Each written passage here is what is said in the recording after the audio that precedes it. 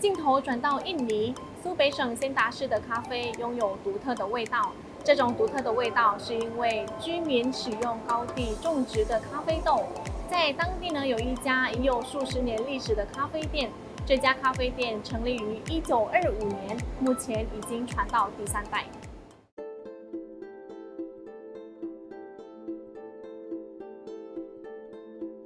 仙达市是苏北省的一座城市，离棉兰市128公里。通常想要前往多巴湖的游客都要经过仙达市。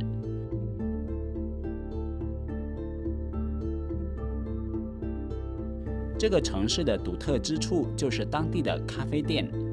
咖啡店使用了种在高地的咖啡豆，因此泡出来的咖啡具有浓郁的香味，口感也很独特。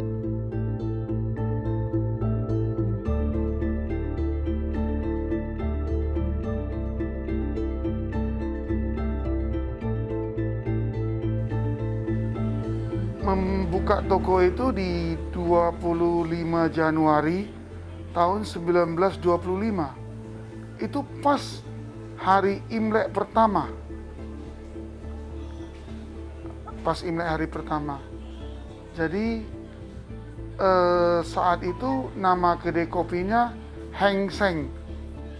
Itu kalau diterjemahkan dalam bahasa Indonesia itu Jaya Abadi. Dan saat itu masih era penjajahan Belanda. Jadi pelanggannya itu banyak untuk sepertinya tempat perkumpulan tukang-tukang. Dan ya orang yang berdagang gitulah. Sepertinya tempat untuk saling tukar informasi. Dimulai tahun 1979, saya merintis bersama-sama dengan ayah saya. Jadi bukan ayah saya menyediakan untuk saya. Karena kopi yang semula dengan kopi setelah kita kerjasama, itu jenisnya sudah berubah. Jadi bukan peninggalan, tapi kerjasama saya dengan orang tua saya. Dan kami membentuk satu resep yang baru, yang sampai sekarang ini kita pertahankan. Tidak, bukan warisan plek dari Lim Kok Tong. Tapi ini hasil dari sharing saya dengan bapak saya. Karena di dalam itu ada racikan tertentu. Jadi sudah berubah dari yang asalnya. Jadi sejak tahun 79 itu sudah ada perubahan yang seperti yang sekarang ini. Kakek itu orangnya karismatik. Dan menurut saya, kakek saya juga orang yang sangat suka membantu. Karena terbukti memang saudaranya banyak yang dibantu. Kalau prinsip dari ayah itu lebih banyak memberi, itu lebih bukan lebih banyak memberi. Memberi itu lebih baik daripada menerima. Jadi ajaran dia itu lebih bagus kita membantu orang daripada kita dibantu. Dan kopi juga bisa membuat kita jadi setara. Karena begitu kita masuk kedai kopi dan minum kopi, itu semua sudah sama. Yang jadi majikan, yang jadi karyawan, kalau sudah duduk di meja itu sudah rata. Nilainya tetap secangkir kopi.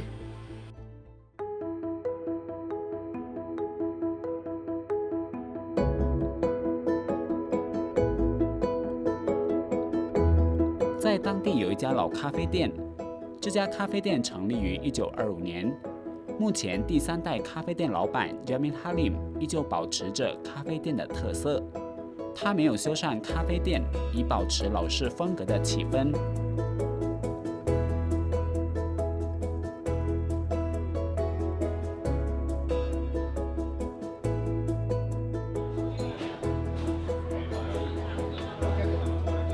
Kedai kopi saat itu sebelum merdeka ya. Setahu saya Kok Tong itu mendirikan Kok Tung almarhum Lim Kok Tung ya, almarhum Lim Kok Tung. Dia sekarang ada 2 putra ya, yang saya kenal baik, yaitu Pak Amin dan Pak Akyong. Pada tahun 1925, pas tahun itu adalah tahun kerbau. Nah, pada zaman itu, ya memang bukan hanya Kok Tung aja di situ, banyak kedai kopi sih. Umumnya kedai kopi itu kan untuk kumpul-kumpul pagi-pagi, ngobrol, kongko, dan sebagainya. Tanpa ada bedakan ras dan suku. 3 minggu yang lalu saya baru tiba dari Turki. Saya sering singgah di Abu Dhabi, di Dubai. Bahkan saya sudah pernah ke Amerika, ke China, Hong Kong. Tapi ketika saya menikmati kopi yang ada di sana itu sangat berbeda ketika saya menikmati kopi Kok Tung. Ada cita rasa yang khas buat saya. Ya. Itu sebabnya saya bersama-sama dengan bapak-bapak ini. Kami ini penikmat kopi. Ada Pak Mansur Sinaga, ada Pak Sofian. Kami selalu duduk di sini hampir tiap pagi. Sahabat-sahabat di Kok Tung ini. Orang-orang yang kita anggap bisa memberikan kontribusi. Kadang-kadang saya ketemu dengan orang tua, mantan anggota DPRD. Saya ketemu dengan beliau, seorang guru. Saya seorang pendeta, kami saling mengisi. Banyak. Dari semua lapisan ada. Dari pensiunan ada, dari aktif, ya PNS yang aktif, pegawai yang aktif, orang sipil. Ya hampir tiap hari juga seperti saya sendiri. Saya tiap hari datang, dia juga tiap hari datang. Sepertinya sama-sama punya jadwal untuk ke sana. Saya rasa bangunannya lebih bagus jangan dirubah. Kalau isinya bolehlah dikutak-katik. Kenapa? Supaya nostalgia itu tetap ada. Kalau dirubah nanti bangunannya kan jadi hilang nostalgianya.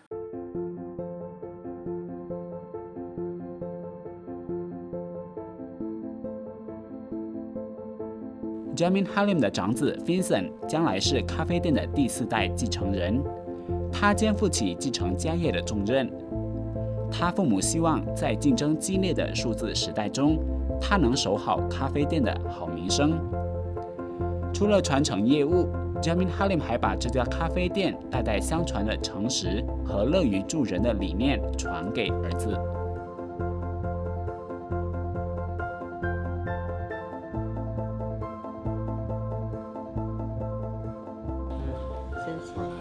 Kita tetap ikutin perkembangan zaman ya. Jadi sekarang ini kan ngopi jadi lifestyle gitu. Orang-orang maunya apa, kita sesuaikan lah berdasarkan feedback customer. Cuma yang pasti memang cara penyajian tradisional khas Kok Tung itu akan terus dipertahankan. Itu nggak akan diubah. Segala sesuatu ngopi itu bahkan istilahnya ini sekarang jadi kayak meeting, yuk ngopi yuk, ketemuan yuk ngopi yuk. Apapun itu jadinya katanya itu ngopi sekarang kan. Khawatir sih pasti karena untuk menjadi lebih baik dari yang generasi sebelumnya itu kan tantangan ya. Ya, tapi kita sambil berjalan, sambil belajar, kita optimis sih kita bisa membawa nama ini jadi lebih baik juga. Nah, mudah-mudahan makin bisa dinikmati banyak orang lah. Gitu. Kalau itu bukan hanya untuk bisnis F&B atau kopi ya, kayaknya semua retail dan usaha-usaha yang tradisional semua udah mengarah ke online base ya. Bahkan jualan-jualan apapun itu semua sudah ke online. Nah jadi itu bukan lagi ya pilihannya mau atau tidak, tapi harus. Semuanya pasti ngarah ke sana. Cuma tetap penyajiannya dan lain-lainnya itu masih tetap tradisional ya, cara kita masing-masing. Tapi kalau usahanya mau nggak mau kita harus masuk online. Apalagi di Indonesia sekarang Gojek Grab ya. Itulah jujur saja. Jujur yang paling penting. Kepada pelanggan, kepada relasi kita, dan jangan sampai merugikan salah satu pihak. Harapannya mereka harus lebih baik dari saya, dari segala hal, baik dari usaha dan kelakuan Itu sajalah.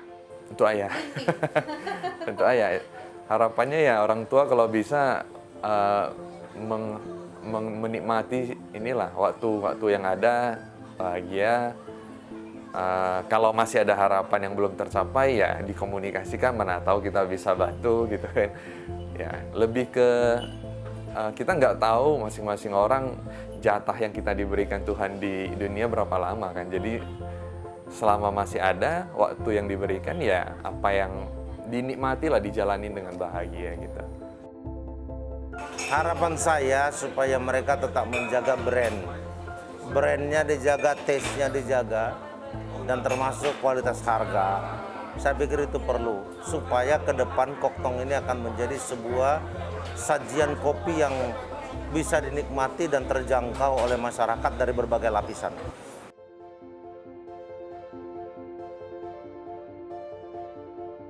一杯咖啡不仅是解渴饮品，更能凝聚人与人之间的感情。